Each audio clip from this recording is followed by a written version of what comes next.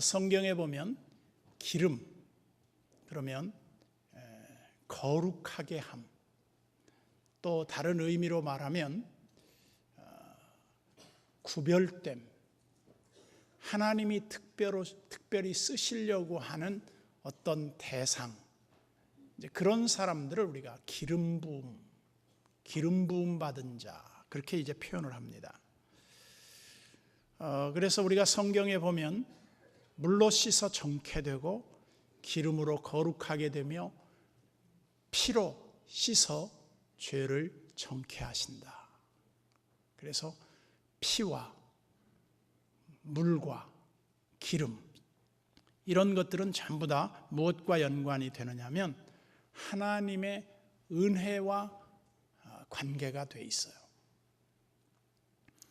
그런데 뜻밖에도 하나님이 이사야 선지자를 통해서 이방 나라에 한 태어나지도 아니하고 150년 뒤에 태어날 고레스를 하나님이 나의 목자라. 심지어 뭐라고 말을 했냐면 그는 나의 도구라고 그렇게 말씀을 해요. 너무나 특별한 인물이 이 고레스라고 하는 사람으로 우리가 기억이 되게 됩니다. 그래서 제가 이 이사야서를 읽고 묵상을 하다가 이 고레스라고 하는 사람이 특별한 사람이구나.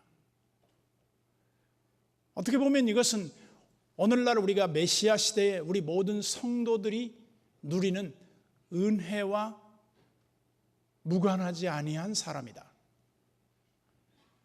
그래서 하나님의 그 쓰심과 하나님의 도구 되심에 대한 원리가 이 고레스 속에 있구나. 하나님이 사람을 쓰실 때 하나님의 기준이 있어요. 우리는 모르죠. 왜 하나님이 그 사람을 쓰시는지.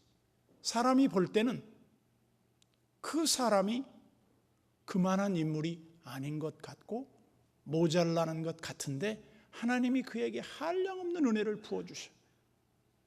하나님이 그에게 한없는 기름을 부으시는 거예요. 그래서 우리가 하나님의 쓰심에 대한 부분을 생각하면 하나님이 잠깐 쓰는 사람도 있어요. 그리고 어떤 사람은 하나님이 아주 오래도록 쓰시는 사람도 있어요. 그런데 이 고레스라고 하는 사람의 그 역사적인 기록들을 보면 매우 독특한 면들이 있습니다. 원래 이 사람은 그렇게 탁월한 인물이 아니었던 것 같아요. 그런데 하나님이 그에게 은혜를 주셔서 그로 하여금 탁월하게 하셨고 총명하게 하셨고 그가 가는 곳마다 승리를 주셨고 그에게 어마어마한 재물을 맡기셨어요.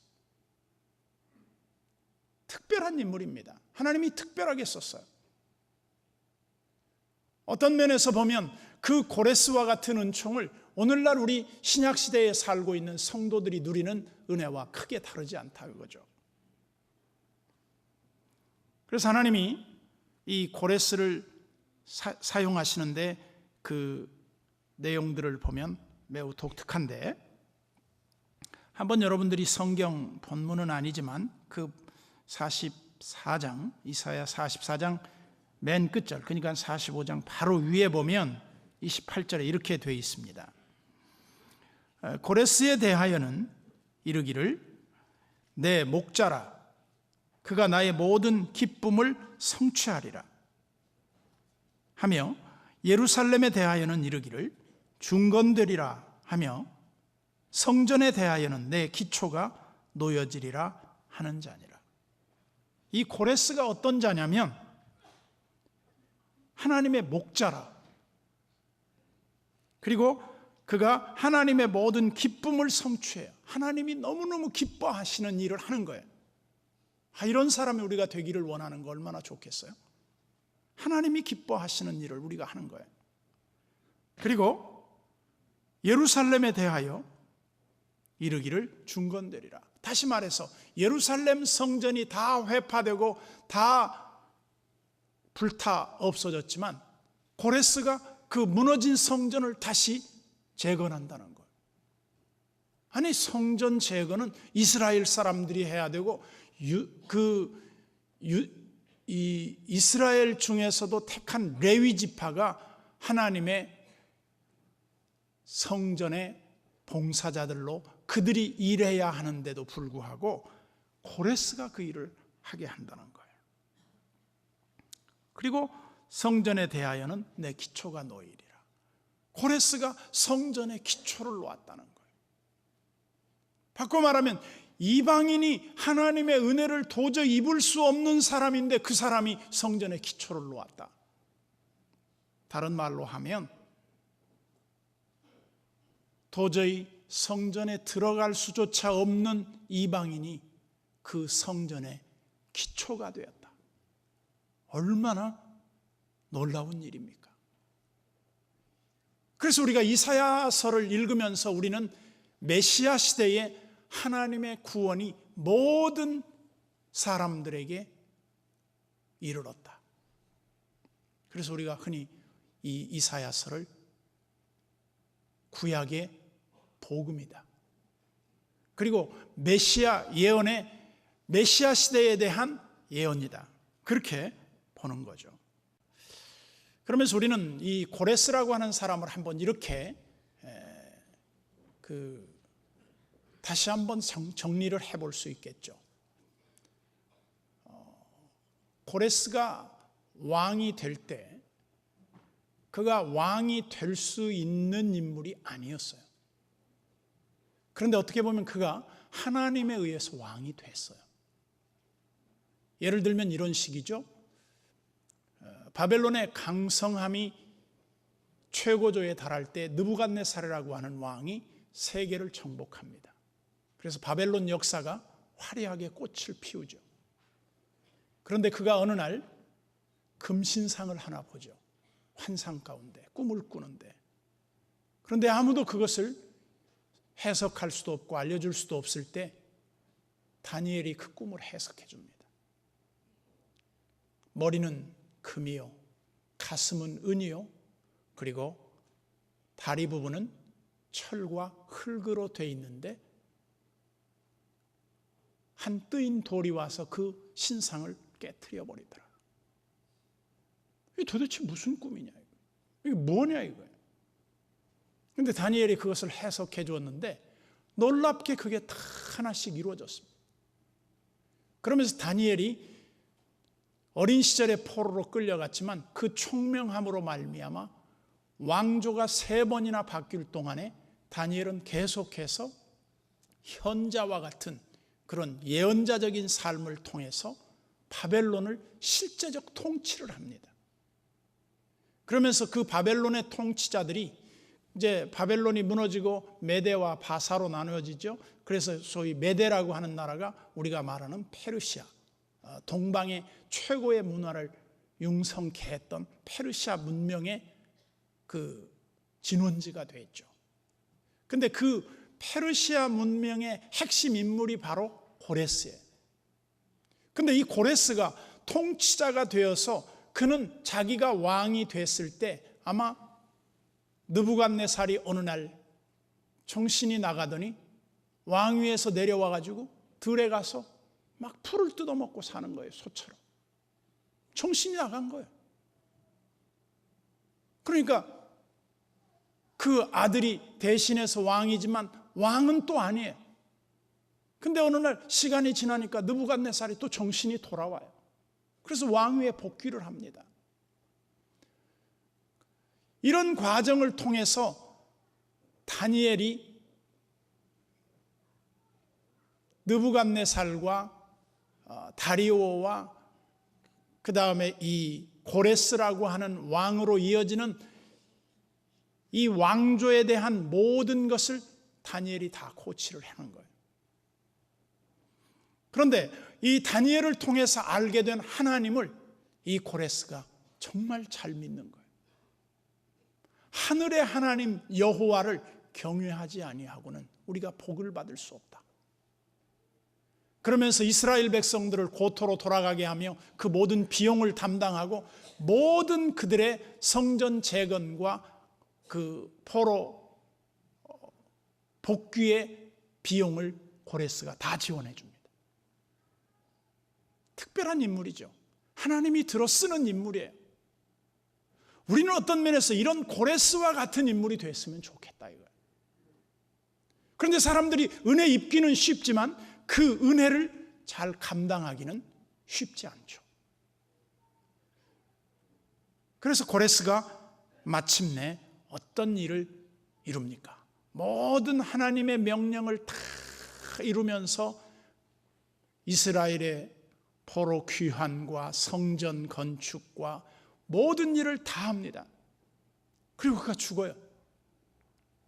그런데 그가 죽으면서 비문에 유명한 말을 남겼잖아요. 여러분들이 보셨겠지만.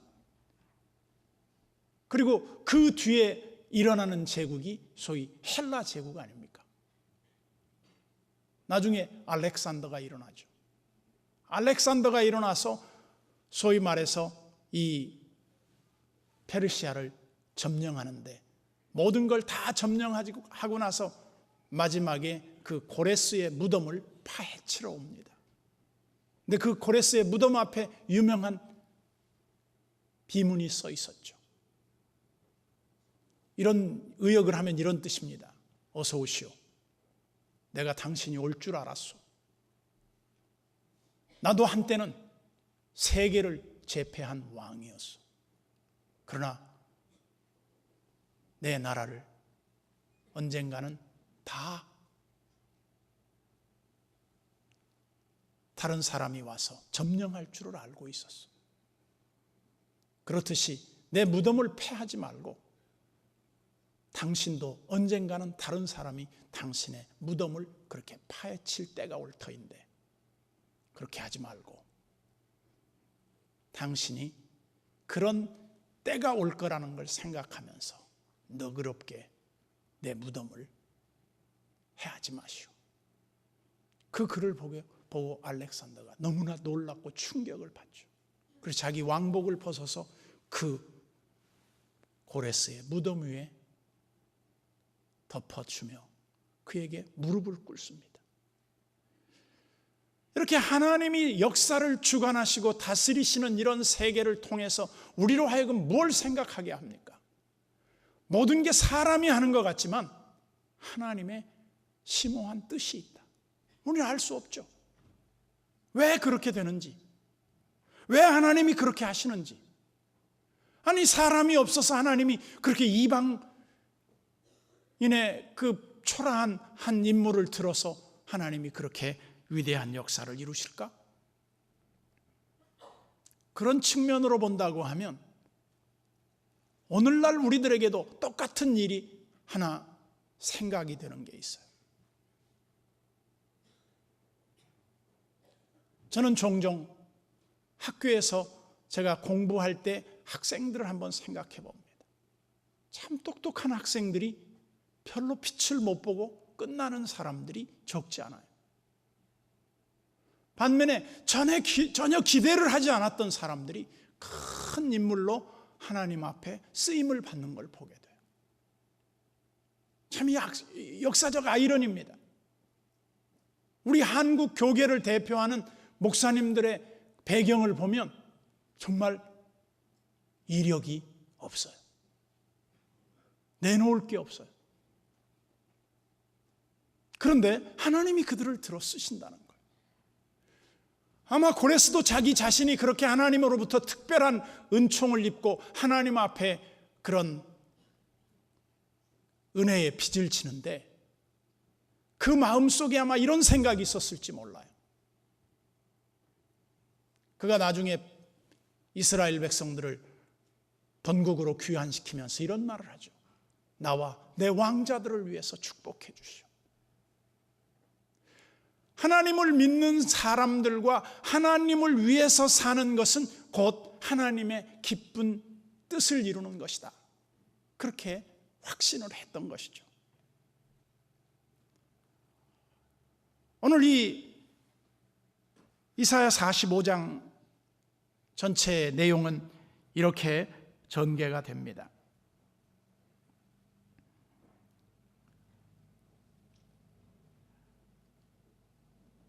하나님은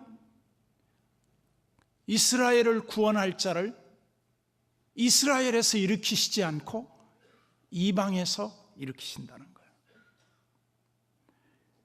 뿐만 아니라 고레스라고 하는 이 전혀 무명의 사람이 열국의 정복자로 등장하는 것이 하나님이 철저하게 준비한 사람이라는 거예요. 우리가 어느 때는 하나님이 준비하신 계획을 몰라요. 어떻게 될지, 왜 그렇게 하는지, 왜 하나님이 꼭 그렇게만 하셔야 하는지 이해가 안 될 때가 있어요.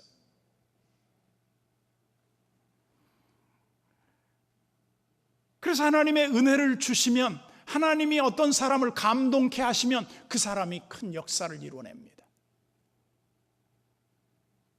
그런데 대부분의 많은 사람들이 하나님 앞에 은혜를 입고 큰 은총을 받기는 하지만 하나님의 은혜를 까맣게 잊어버리고 사는 사람들이 의외로 많다는 겁니다. 그런 의미에서 이 고레스는 하나님의 은혜를 입었을 뿐만 아니라 하나님 앞에서 그 받은 은혜를 정말 잘 감당한 사람이에요. 우리가 어떤 면에서는 이런 고레스 같은 사람이 됐으면 좋겠다. 우리가 나 같은 죄인 살리신 주 은혜 놀라와 노래하잖아요. 주님의 은혜를 알면 우리가 주님을 위해서 살아야 하는데, 주님의 은혜는 알면서 하나님을 위해서 살고자 하는 마음이 없다면 그 사람은 실제적으로 이 고레스의 은혜는 받았지만 고레스처럼 살고 있지는 않다고 볼 수 있는 거죠.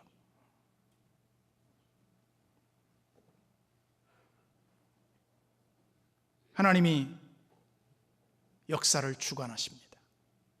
사람이 하는 것 같아도 하나님이 열면 닫을 사람이 없고, 하나님이 닫으면 열 사람이 없는 것이 하나님의 역사의 특성입니다. 어떤 사람은 이 이사야서를 이해하지 못하는 사람들이 있어요. 어떻게 미래에 되어질 일을 하나님이 이토록 미리 예언하실 수 있단 말인가? 능히 그렇게 할 수 있습니다. 이미 다니엘의 그 예언서를 통해서 뭘 말합니까?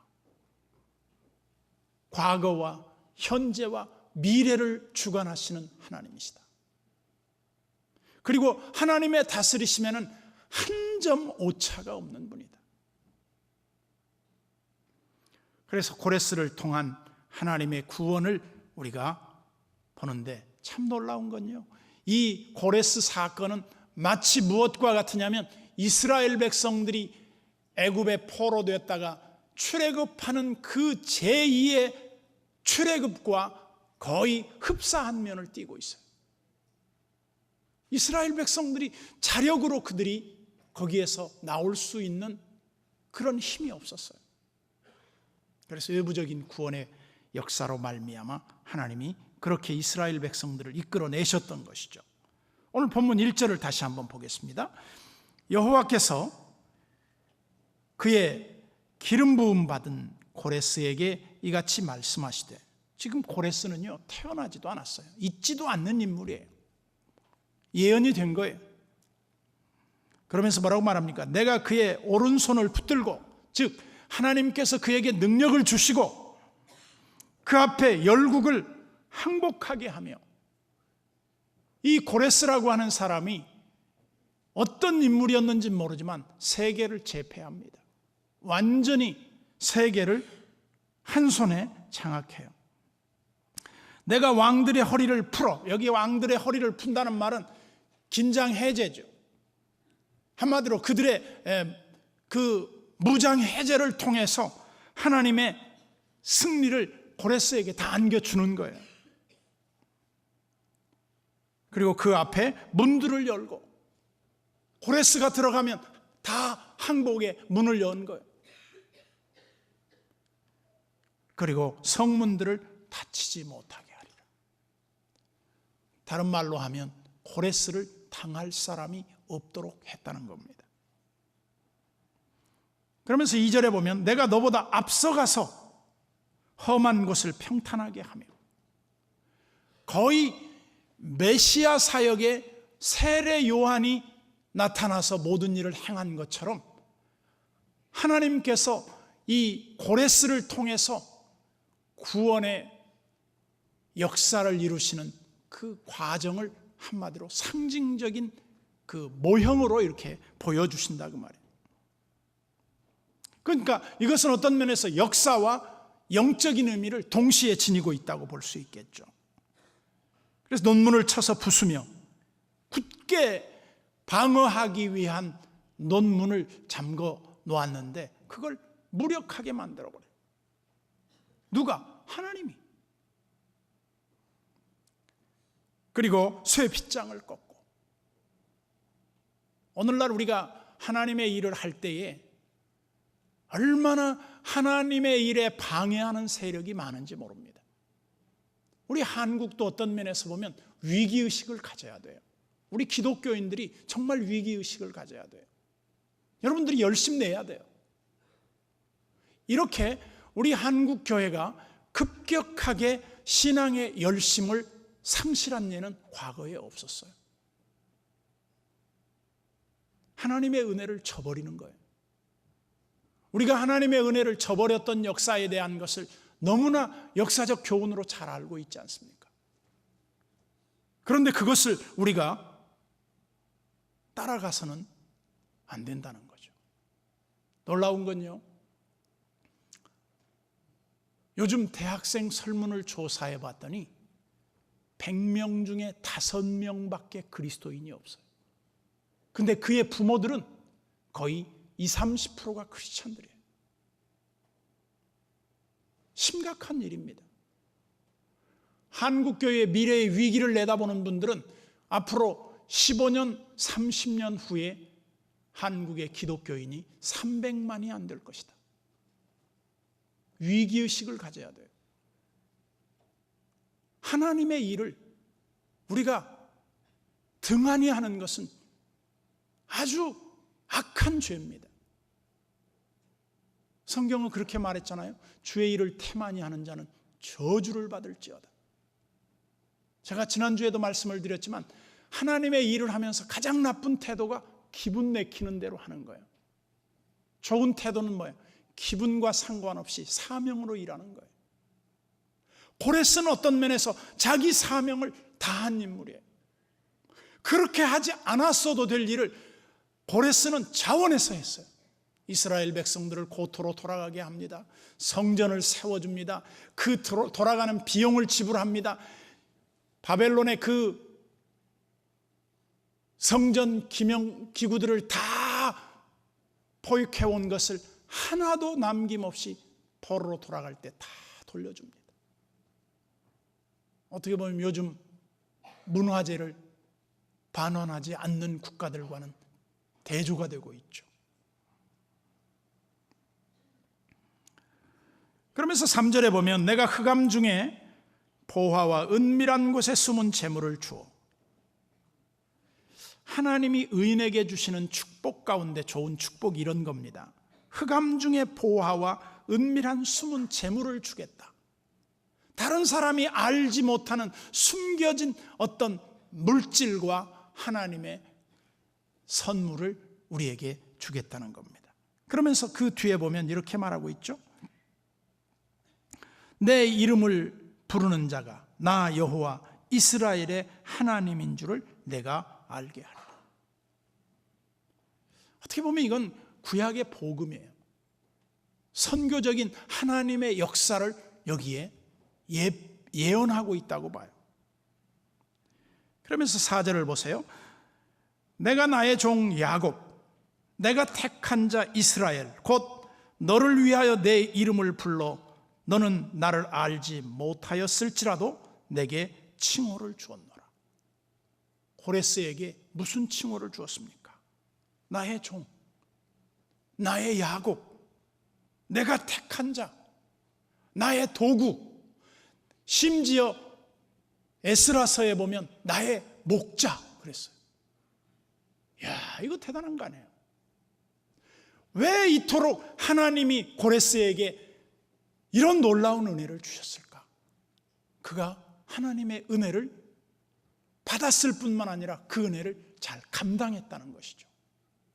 오늘날 우리는 하나님의 은혜는 받았지만 너무나 놓쳐버릴 때가 많아요. 하나님의 은혜를 헛되이 받지 않아야 됩니다.